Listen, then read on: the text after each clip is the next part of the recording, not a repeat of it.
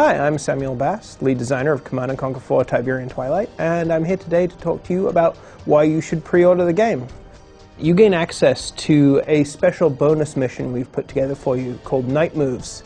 In fact, it takes place about 12 hours before the start of the CNC4 campaign. And what it does is it puts you in the role of a commander, but not for Kane or for GDI, but for this character called Gideon, who is this Nod separatist who sees himself as the kind of the heir to Kane's throne. And you are there to set up an ambush for a very important figure. And it's really how that happened, the backstory of what you will experience playing the first mission of the campaign. So Kane is on his way to a special event where he's going to unfold the Tiberian control network and reveal it to the world, but Gideon doesn't want this to happen. He wants to intercept Kane, and in order to do this, with a little bit of Nod irony, he wants to kill him with obelisks of light. So we thought it would be cool to find out, how did a Nod general find a way to get these things into the city without Kane knowing? The incursion war was but a skirmish compared to the chaos we shall unleash upon the infidels today. One of the interesting objectives is you go out to the edge of the city where they're really building up this GDI city. You go out there and you find a couple of vehicles that you think will be able to get into the center of the city unnoticed, and you capture those. Your discovery would mark the end of this grand plan before it even begins.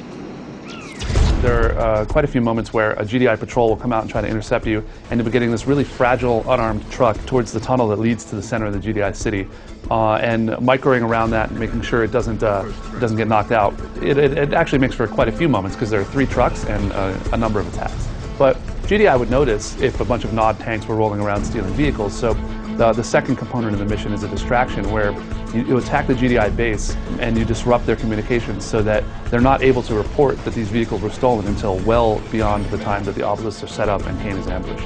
And this one I like to use offense because I like to hit the final objective really hard. There's a GDI defense unit that gets set up with a lot of towers, and it can be hard to tear that down without some heavy weapons.